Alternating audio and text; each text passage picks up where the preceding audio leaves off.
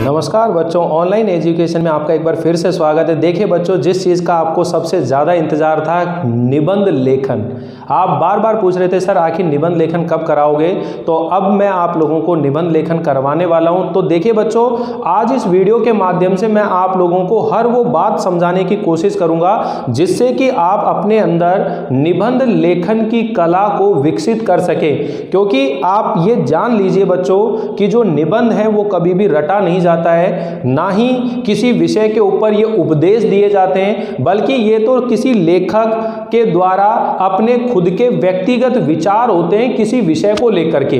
यानी किसी विषय को देखने का उसका खुद का एक नजरिया होता है और उसे अपने नजरिए के आधार पर ही उस विषय के ऊपर वो अपनी बातों को लिखता है। ठीक है, तो चलिए हम बात करते हैं सबसे पहले तो निबंध का अर्थ। यानी ये जो निबंध शब्द है इसका अर्थ क्या है?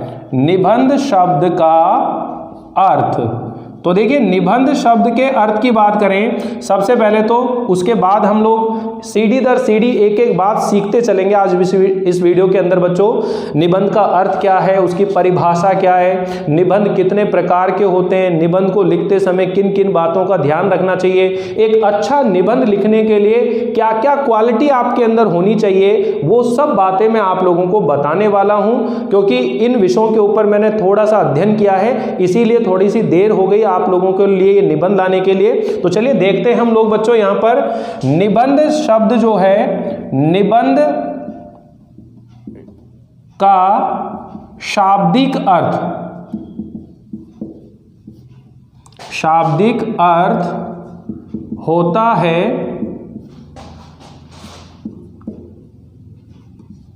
निश्चित बंध। शाब्दिक अर्थ होता है निश्चित बंध, अर्थात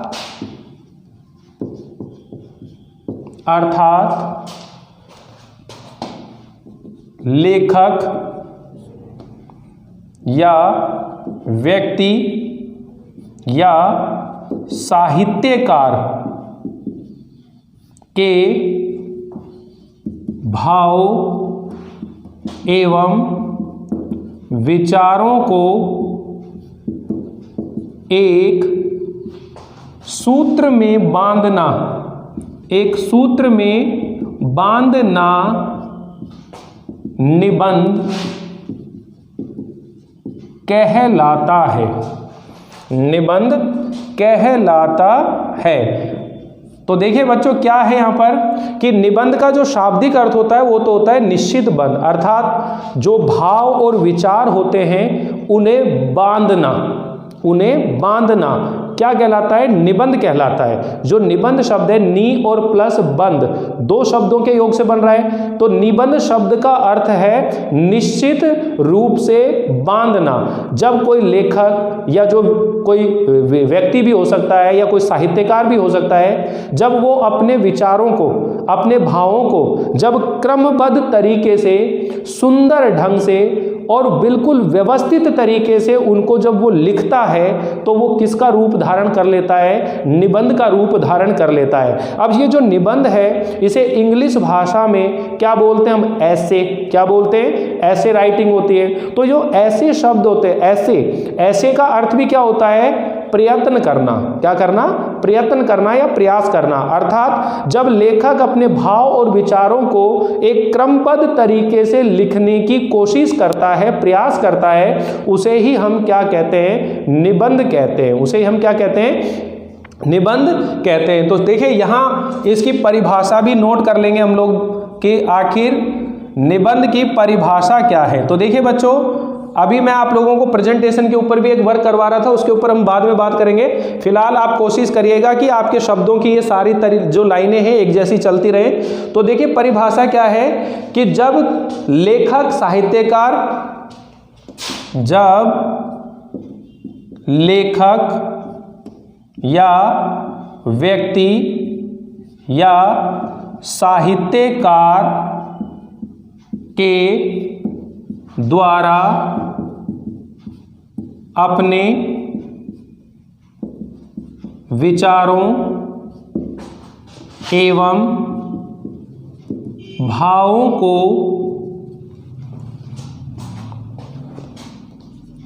क्रमबद्ध, सुंदर एवं सुगठित, सुंदर, सुगठित एवं सुबोध भाषा में व्यक्त करता है तो उस रचना को निबंध, उस रचना को निबंध कहते हैं। अब एक चीज़ यहाँ थोड़ा सा समझने की कोशिश करिए बच्चों कि कोई भी जो लेखक होता है या कोई भी जो साहित्यकार होता है वो अपने विचारों को, अपने भावों को व्यक्त करता है। मान लीजिए मैं ये कह रहा हूँ कि देश में जनसंख्या का प्रकोप बढ़ रहा है या मैं कहूँ कि भ्रष्टाचार है।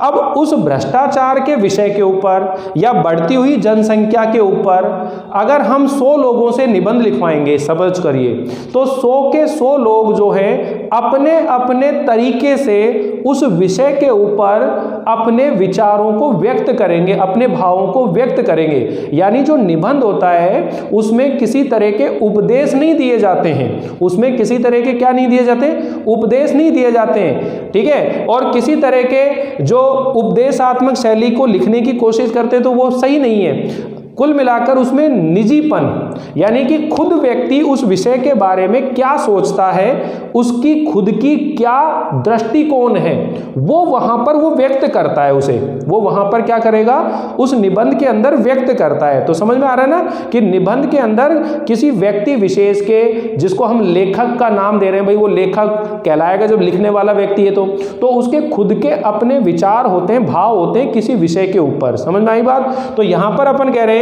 कि जब लेखक, व्यक्ति या साहित्यकार के द्वारा अपने विचारों को एवं भावों को क्रमबद्ध करके सुंदर और सुगठित और सुबोध भाषा में जब वो व्यक्त करता है तो वह रचना क्या बन जाती है, निबंध कहलाने लग जाती है, निबंध बन जाती है। फिर हम बात करेंगे बच्चों निबंध कितने प्रकार के होते हैं। देखिए बच्चों, निबंध के जो प्रकार हैं अगर वो हम लोगों ने समझ लिए तो फिर एक एक करके सब चीज़ों को बड़ी आसानी से हम लोग सीखते चलेंगे। तो चलिए मैं आपके सामने यहाँ नोट कर देता हूँ निबंध के प्रकार। निबंध के प्रकार, वैसे निबंध के कई प्रकार होते हैं लेकिन हम मुख्य रूप से 4 प्रकार के निबंधों के बारे में बात करेंगे, क्योंकि मुख्य रूप से निबंध 4 प्रकार के ही होते हैं। मुख्य रूप से निबंध 4 प्रकार के होते हैं। मुख्य रूप से निबंध 4 प्रकार के होते हैं। अब देखिए 4 प्रकार कौन कौन से बच्चों, चारों एक साथ समझा देते हैं। नंबर 1 जो होता है वह होता है वर्णनात्मक निबंध। कौन सा होता है, वर्णनात्मक निबंध। दूसरे नंबर पर अगर हम बात करें तो वह होता है विवरणात्मक निबंध। और अगर हम तीसरे नंबर पर बात करें तो वह होता है विचारात्मक निबंध। और चौथे नंबर का जो निबंध होता है बच्चों, जिसे हम कहते हैं भावात्मक निबंध। ये 4 प्रकार के निबंध जो हैं हमें पढ़ने हैं, समझने हैं और सीखने की कोशिश करेंगे कि हम इन विषयों के ऊपर कैसे लिख सकते हैं। तो देखिए सबसे पहली बात आ रही है बच्चों कि वर्णनात्मक निबंध क्या है, विवरणात्मक निबंध क्या है और विचारात्मक निबंध और भावात्मक निबंध। इन चारों को ही मैं आपके सामने ये तुलनात्मक तरीके से प्रस्तुत कर देता हूं। तो इस तरीके से आप ये 4 कॉलम बना लेंगे, चारों को एक तरीके से सीख लेंगे। तो सबसे पहले देखिए वर्णन, किसकी बात हो रही है, वर्णन। यहां पर आपको किसी व्यक्ति को हम बोल सकते हैं प्राणी, कि वे निबंध जिनमें किसी प्राणी का, किसी वस्तु का, किसी स्थान का, किसी घटना का वर्णन किया जाता है। क्या किया जाता है? वर्णन किया जाता है। अब यहां पर तीन चीजों की बात हो रही है बच्चों। किसकी बात हो रही है? तीन चीजों के बारे में बात करेंगे वर्णनात्मक निबंध के अंदर, कि यहां पर वे निबंध होंगे जो किसी प्राणी का, किसी वस्तु का, किसी स्थान का क्या करेगा? वर्णन किया जाता है। उन निबंधों को हम बोलते हैं वर्णनात्मक निबंध। अब जैसे इसमें आता है मेरे प्रिय कवि। अब मेरे प्रिय कवि मतलब एक व्यक्तिगत तौर पर हो गया। 10th क्लास के अंदर और 12th क्लास के अंदर भी इस टाइप के निबंध आते हैं। मेरे प्रिय अध्यापक, मेरे प्रिय कवि, ठीक है, मेरे प्रिय राजनेता, मेरे प्रिय मित्र, इस टाइप से करके निबंध आते हैं एग्जाम में। अब सुनिए, इस तरह के जब निबंध हम लिखते हैं तो सबसे पहली बात तो ये ध्यान रखिएगा, जो निबंध होता है, निबंध को लिखने के 3 अंग होते हैं महत्वपूर्ण जो होते हैं, जिसमें सबसे पहले प्रस्तावना होती है, फिर उसमें विस्तार होता है और फिर उसमें उपसंहार होता है। 3 चीजें होती हैं, यानी प्रस्तावना, विस्तार और उपसंहार। प्रस्तावना को हम ये कह सकते हैं कि वह एक भूमिका भी होती है। वो क्या होती है? भूमिका होती है। भूमिका का मतलब होता है कि जिस विषय के ऊपर आप निबंध लिखने वाले हो उसका परिचय क्या है, वो है कौन, है कौन, वो क्या है, वो चीज आपको समझानी पड़ेगी सबसे पहले। अब देखिए, मैं जैसे यहां पर बात कर रहा हूं कि ये जो वर्णनात्मक निबंध होते हैं, यहां पर एक बार नोट कर देता हूं परिभाषा, कि वे निबंध जिनमें किसी प्राणी, वस्तु व स्थान का वर्णन किया जाता है। ये ऐसे निबंध होते हैं जिनके अंदर अपनी आंखों से देखा हुआ कोई दृश्य होता है और वह हमारे सामने उभर कर आ जाता है, वह हमारे सामने उभर कर आ जाता है। तो इसी के अंदर वर्णनात्मक निबंध में कई कैटेगरी बन जाती है। एक व्यक्ति परक निबंध हो गया, जो व्यक्ति विशेष से जुड़ी हुई चीज़ों को ध्यान में रखते हुए लिखते हैं। अब जैसे मान लीजिए आप प्राणी के ऊपर निबंध लिखना चाहते हो। अब प्राणी का मतलब हो गया कि आप किसी मित्र के ऊपर लिख रहे हो, किसी कवि के ऊपर लिख रहे हो, किसी अध्यापक के ऊपर लिख रहे हो, तो वो प्राणी हो गया कि नहीं हो गया?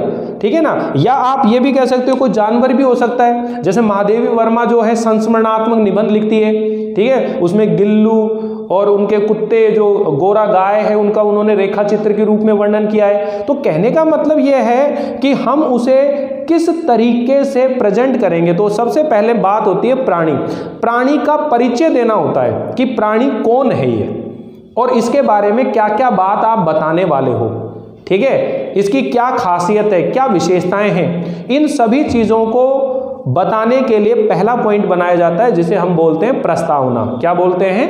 प्रस्तावना। ठीक है, प्रस्तावना का मतलब ही होता है भूमिका। क्या होता है? भूमिका होती है। ठीक है, तो वो प्रस्तावना होती है। फिर बात करते हैं कि उसके अंदर क्या क्या गुण है, क्या दोष है उसके अंदर, ठीक है, और उसके माध्यम से क्या बताना चाह रहे हो आप, क्या बताने की कोशिश कर रहे हो, ये सब चीज यहां पर बताई जाती है। मान लो किसी वस्तु की बात कर रहे हैं तो वस्तु का प्रकार क्या है, कैसी वस्तु है, किस स्थान पर है, कैसे मिलती है, आपने कैसे देखा उसको। कई तरह के प्रश्न हमारे माइंड में आते हैं, तो उन चीजों को वर्णन करेंगे, स्थान का वर्णन करेंगे। तो अभी जैसे मैं आपके सामने यहां पर लिखूं कि इस टाइप में कौन कौन से, जैसे अपन कह रहे हैं कि एक शाम नदी किनारे, एक शाम नदी किनारे। अब ये निबंध आ गया एक शाम नदी किनारे, ठीक है, आपने यहां इसमें वर्णन कर रहा है। आप कह रहे हो कि किसी मेले का वर्णन कर दिया यहां पर, जैसे अपने आते हैं भाई राजस्थान के मेले, राजस्थान के त्योहार, अपन कह सकते हैं कि किसी ऋतु का वर्णन दे दिया, ग्रीष्म ऋतु का वर्णन कीजिए। किसका कर दिया? ग्रीष्म ऋतु का वर्णन कीजिए। तो यहां पर ऋतुओं का वर्णन भी किया जाता है, मेले का भी वर्णन किया जाता है। तो मेला क्या हो गया? स्थान हो गया। मेला क्या हो गया? स्थान हो गया। भाई उस स्थान का आप वर्णन करने वाले हो वहां पर, ठीक है ना।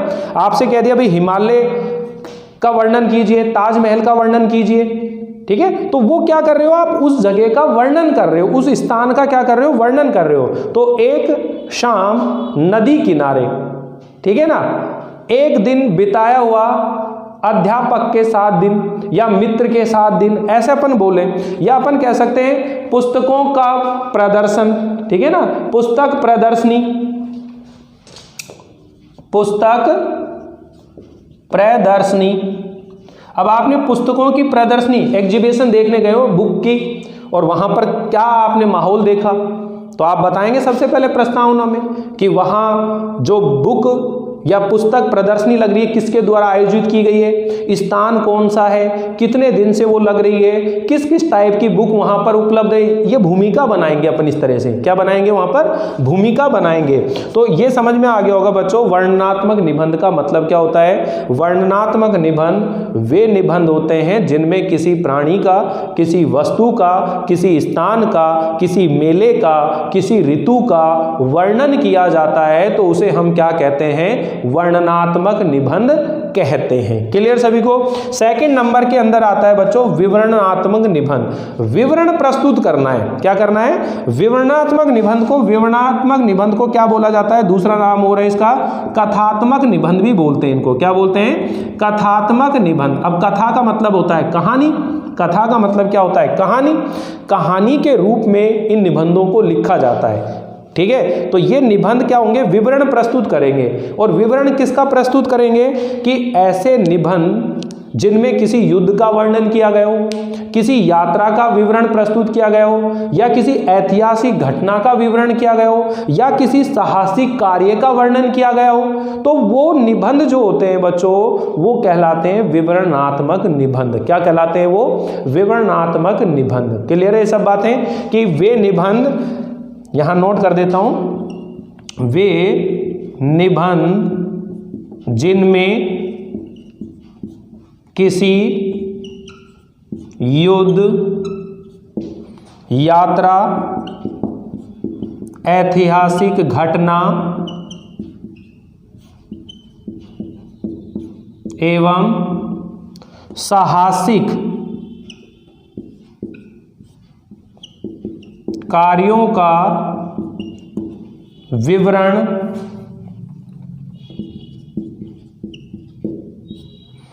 प्रस्तुत किया जाता है, तो उसे हम क्या कहते हैं? विवरणात्मक निबंध कहते हैं। भाई हल्दी घाटी युद्ध का वर्णन कीजिए, ठीक है, हल्दी घाटी युद्ध का वर्णन कीजिए, तो किसी ऐतिहासिक घटना का वर्णन करवा दिया आपसे। तो इस तरह के जो निबंध होते हैं वो यहाँ पर आते हैं। हमारे राजस्थान के जो सांस्कृतिक महत्व क्या है, ठीक है, राजस्थान का गौरव, तो राजस्थान के गौरव से मतलब हो गया वहाँ के महापुरुषों का वर्णन करवा रहे हैं, हमारे राजस्थान के कौन कौन से गौरव हैं, ठीक है ना। तो इस टाइप के जो बातों का वर्णन करवाया जाता है वो क्या कहलाते हैं बच्चों? विवरणात्मक निबंध कहलाते हैं। क्या कहलाते हैं वो? विवरणात्मक निबंध कहलाते हैं। अब तीसरे नंबर का जो निबंध है उसको समझिए, ये हमारे लिए महत्वपूर्ण है क्योंकि हमारे कोर्स में इस टाइप के जो निबंध होते हैं वो भी कम ही आते हैं, ठीक है, इस टाइप के निबंध जरूर आते हैं। एक ये टाइप का होता है विचारात्मक निबंध, ये बहुत ज़्यादा आपको सीखने की जरूरत है और हमको इसी के ऊपर फोकस करना है, ये चीज़ें हमको सीखनी है, ठीक है। इसी के अंदर वो सारे निबंध आ जाएंगे जो एग्जाम में आने वाले हमारे। तो सबसे पहले देखिए विचार। विचार का मतलब हो गया कि विचार करेंगे। ये ऐसे गंभीर विषय होते हैं जिनमें लेखक बड़े चिंतन मनन से और उस विषय के ऊपर विचार करता है। जनसंख्या का बढ़ता प्रकोप, विज्ञान के लाभ या हानि, ठीक है, कोरोना वायरस का प्रभाव, इस टाइप के प्रश्न। दहेज एक अभिशाप है, इस टाइप के प्रश्न। बढ़ता प्रदूषण, समझ बैठी ना। इस तरह के जो निबंध होते हैं वो क्या कहलाते हैं? विचारात्मक निबंध कहलाते हैं। क्या कहलाते हैं वो? विचारात्मक निबंध। यानी वे निबंध जिनमें लेखक किसी गंभीर विषय पर चिंतन मनन करके और गंभीरता के साथ में उसमें लिखता है, वो क्या कहलाता है? विचारात्मक निबंध। ये ऐसे निबंध होते हैं जिसमें बुद्धि की प्रधानता होती है, हृदय की प्रधानता नहीं होती, मतलब इमोशन का कोई मतलब नहीं होता वहां, तो बुद्धि की प्रधानता होती है और विचारों की प्रमुखता होती है। बुद्धि की प्रधानता होती है और विचारों की क्या होती है? प्रमुखता होती है। तो ये निबंध क्या कहलाते हैं? विचारात्मक निबंध कहलाते हैं। तो ये नोट कर देता हूं, वे निबंध जिनमें लेखक गंभीर विषयों पर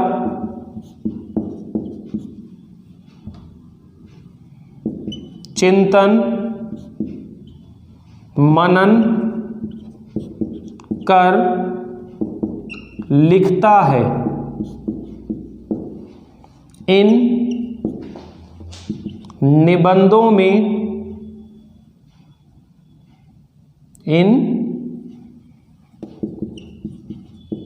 निबंधों में बुद्धि की प्रधानता होती है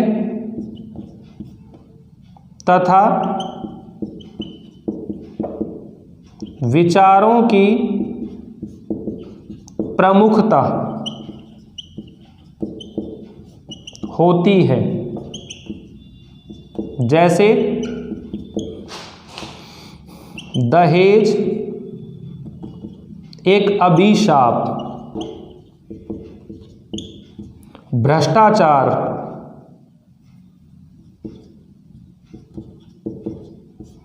ठीक है, जनसंख्या का बढ़ता प्रभाव, विज्ञान के लाभ हानि, कोरोना वायरस से आर्थिक संकट, इस टाइप के जो प्रश्न हैं वो आप लोगों को समझ में आना चाहिए। तो देखिए निबंधों के अंदर मैं सबसे पहले आपके कोरोना वायरस के ऊपर, कोविड-19 के ऊपर ही निबंध लिखवाने वाला हूं और इसी के साथ में कोविड-19 की वजह से आर्थिक स्थिति में क्या गड़बड़ हुई है हमारे देश के अंदर, आर्थिक स्थिति में किस तरह से लोगों के अंदर जीवन के अंदर क्या बदलाव हुए हैं, उन विषयों को लेकर के निबंध लिखेंगे क्योंकि संभावना है कि इसके ऊपर निबंध आ जाए। बाकी भ्रष्टाचार है, आतंकवाद है या फिर बढ़ती जनसंख्या है, ठीक है, या देश में जो बेरोजगारी बढ़ रही है, इन विषयों को लेकर के, या फिर जैसे किसानों के बारे में चल रही है, किसानों की स्थिति, ठीक है ना, किसान की स्थिति आज़ादी से पहले और आज़ादी के बाद, तो ये गंभीर विषय हैं। वे निबंध जिनमें लेखक गंभीर विषयों के ऊपर चिंतन मनन करके और बड़ी गंभीरता के साथ में लिखता है, इन निबंधों में बुद्धि की प्रधानता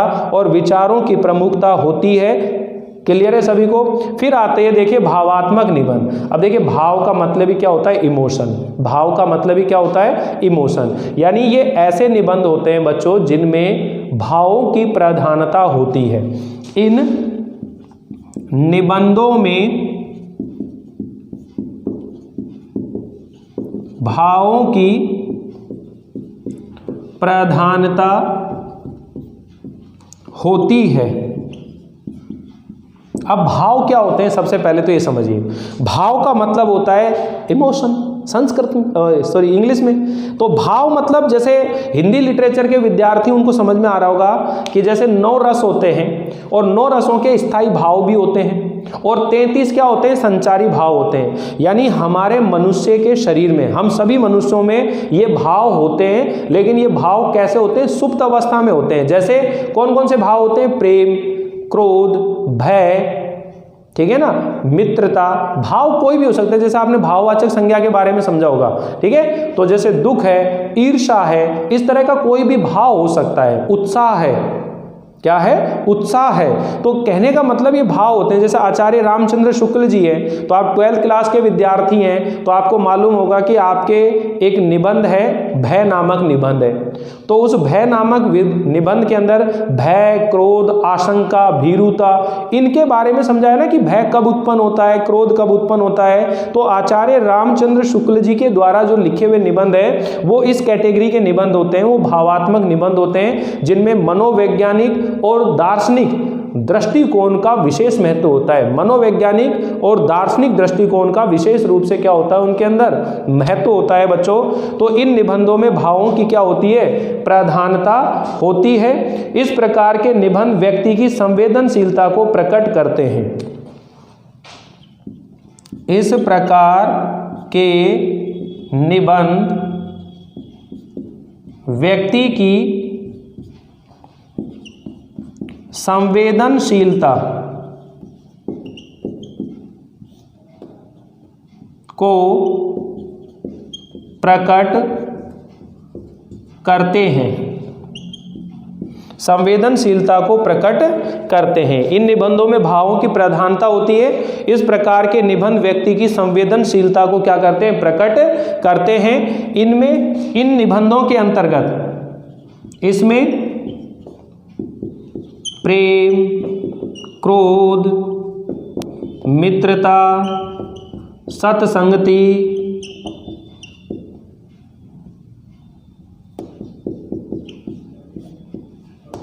ठीक है, ईर्ष्या जैसे भावों पर लिखते हैं।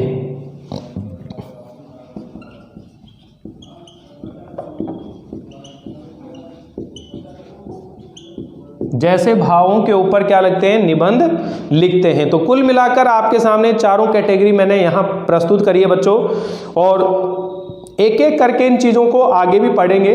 अभी मैं इसके बाद आपको ये भी समझाने वाला हूँ कि जो निबंध है, उस निबंध के लिखने में मुख्य रूप से 3 तत्वों का विशेष महत्व होता है। यानी हम ये बात करें कि कोई भी निबंध अगर हम लिख रहे हैं तो उस निबंध को लिखते समय किन किन बातों का ध्यान रखना चाहिए, ये मैं आपको समझाने वाला हूँ। फिर मैं आपको ये भी समझाऊंगा कि निबंध लेखन की शैली कितनियाँ होती हैं। जैसे एक समास शैली होती है, व्यास शैली होती है, धारा शैली होती है, तरंग शैली होती है, आगमन शैली, निगमन शैली होती है, ठीक है ना। तो कई तरह की शैलियाँ होती है निबंध को लिखने की।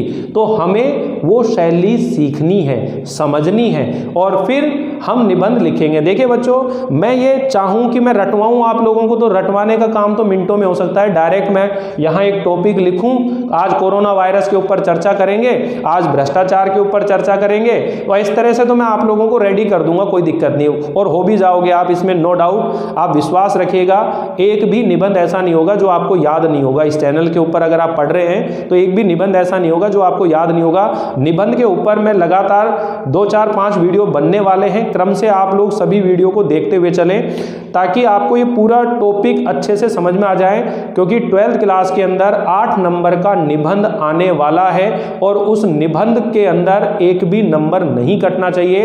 इस स्टाइल में हमें पढ़ना है। आपको बताऊंगा कि निबंध को शुरुआत करते समय कैसे हम कोटेशन से, उदाहरण से, या मुहावरे, लोकोक्ति से, या फिर किसी कहानी के माध्यम से उस निबंध को हम शुरुआत कर सकते हैं। उसका जो शुरुआत है वो अट्रैक्शन होनी चाहिए, आकर्षित होनी चाहिए कि पढ़ने वाले व्यक्ति को क्लिक करे और वो चीजें जुड़ती हुई सी चले। तो इस तरह से हम बात करेंगे। लेकिन ये देखिए, ये जो बेसिक चीज है, ये बेसिक कंसेप्ट जो है, ये तो आपको क्लियर करना ही पड़ेगा, चाहे हमारे सिलेबस में हो या ना हो। अगर निबंध सीखने हैं तो ये सब चीजें आपको माइंड में रखनी पड़ेंगी कि किस कैटेगरी का निबंध हम लिख रहे हैं। क्योंकि अगर हमें यही मालूम नहीं है कि जो निबंध हम लिखने वाले हैं वो वर्णनात्मक निबंध है, विवरणात्मक निबंध है, विचारात्मक निबंध है या भावात्मक निबंध है, तो फिर हम कैसे लिख पाएंगे उस विषय के ऊपर। रटना नहीं, हमें रटेंगे तो आप भूलोगे, ये तय मान लेना। इसलिए हमें धीरे धीरे इसको प्रैक्टिस करनी है, अभ्यास करना है। कोई दिक्कत नहीं, समय लगता है, लगने दीजिए, धैर्य रखिए, और एक बार आप इसका स्क्रीनशॉट जरूर ले लीजिए। फिर हम लोग आगे और चर्चा करते हैं निबंधों के बारे में कि निबंध को लिखते समय मुख्य रूप से किन किन चीज़ों के ऊपर हमें ध्यान रखना है। तो मैं इसे मिटा देता हूं और फिर हम बात करेंगे निबंध को लिखते समय किन किन बातों का ध्यान रखना चाहिए। तो 3 बिंदु रहेंगे इसके अंदर मुख्य रूप से, भाषा, शैली और भाव और विचार, 3 चीजें रहेंगी। तो यहां मैं इसको एक बार मिटा देता हूं बच्चों।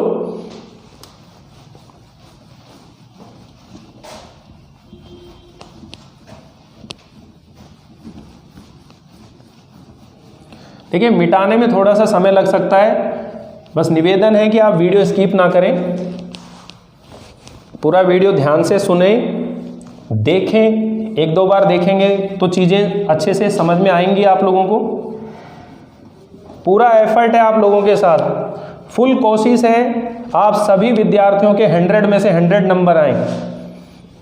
और 100 में से 100 नंबर कैसे आते हैं, इसके एक एक बात मैं आप लोगों को बताने वाला हूँ। क्योंकि अगर आप लोगों ने अच्छे से मेरे यहाँ अध्ययन किया और मेरे बताई हुई बातों को फॉलो किया तो निश्चित तौर पर आपका जो रिजल्ट है बहुत अच्छा होने वाला है। इस बात पर आप बिल्कुल विश्वास रखिएगा।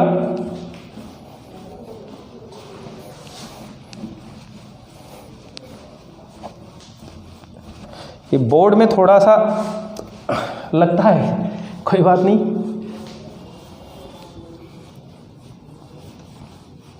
क्योंकि अगर बिल्कुल अच्छे से साफ नहीं होगा फिर आपको दिखेगा भी नहीं।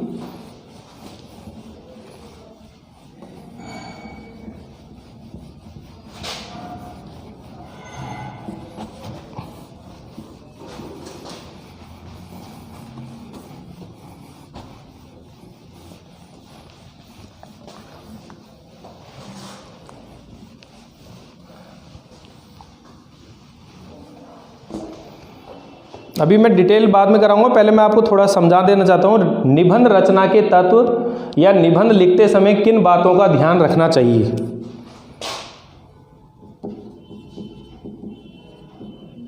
निबंध रचना के तत्व या फिर अपन ये कह सकते हैं निबंध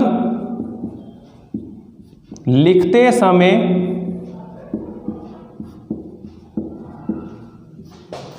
किन बातों का ध्यान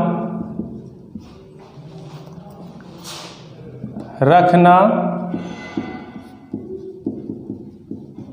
चाहिए। अब देखिए, मान लीजिए ये हेडिंग बनानी है, थोड़ा सा मैं आपको थोड़ा प्रेजेंटेशन भी आप चाहें तो कर सकते हैं। एक स्टाइल बता रहा हूं आप लोगों को। आप जब प्रेजेंटेशन इस मान लो इसको हेडिंग बनाते हो तो देखिए इस तरह से आप हेडिंग बनाने की आदत डाल सकते हो। एक ये तरीका बहुत अच्छा होता है हेडिंग बनाने का,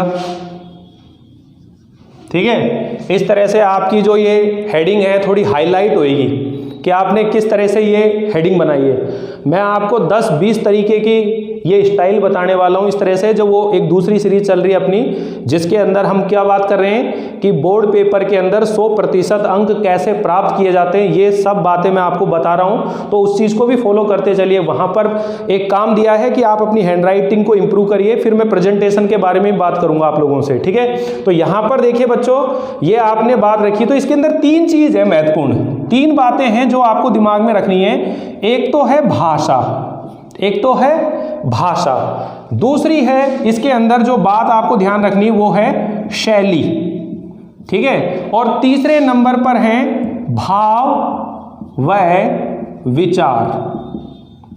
किसी भी निबंध को लिखते समय ये 3 बातें जो हैं अति महत्वपूर्ण हैं, भाषा, शैली, भाव और विचार। अब हम बात कर रहे हैं यहां पर भाषा की।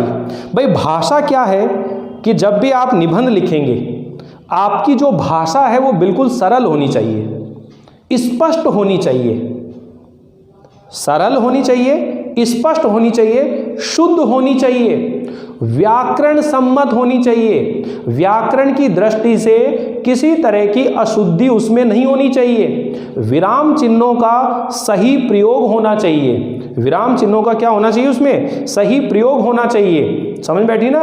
तो किसी भी निबंध को लिखते समय आपकी भाषा का बहुत बड़ा महत्व होता है कि आपकी भाषा कैसी है, आप किस तरह की शब्दावली का प्रयोग कर रहे हैं, इसका एक विशेष महत्व होता है बच्चों।